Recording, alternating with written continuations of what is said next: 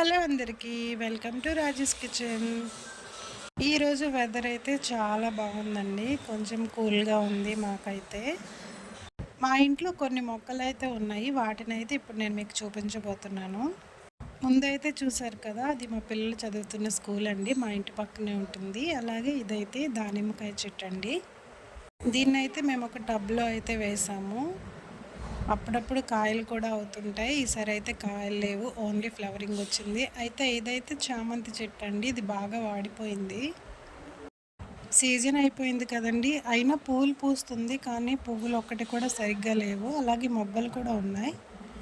ఇంక ఇదైతే పుదీనా మొక్క అండి. చిన్న కాడని నేను డబ్బాలో నాటాను, అదైతే ఇంత పెద్దగా అయిపోయింది.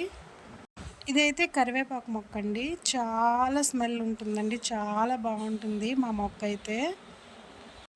ఆల్మోస్ట్ 5-6 ఇయర్స్ అవుతుందండి మొక్కను మేము పెట్టుకొని.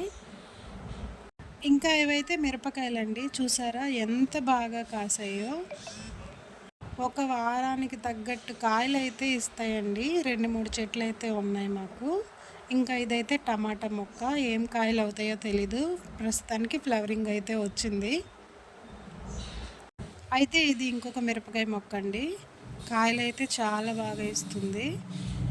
మాకు ఒక 2-3 మొక్కలు అయితే ఉన్నాయి, మిరపకాయ మొక్కలు. ఇంకా ఇదైతే పపాయ అండి. నేను ఒక చిన్న గింజను తీసుకొచ్చి వేశాను, అది ఇంత పెద్ద మొక్క అయితే అయింది. దీనికైతే ఫ్లవరింగ్ వస్తుందండి, మరి కాయలు అవుతాయో లేదో తెలియదు, చూద్దాం. ఇంకా ఫైనల్గా అయితే ఇది మా అందరి ఫేవరెట్ మొక్క అండి, పైనాపిల్ మొక్క.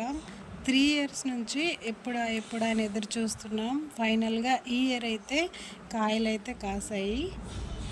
ఇదైతే చాలా వెరైటీగా పింక్ అండ్ బ్లాక్ కలర్లో ఉందండి. నేనైతే ఎప్పుడూ చూడలేదు. మీరు ఒకవేళ చూస్తే కామెంట్ చేయండి.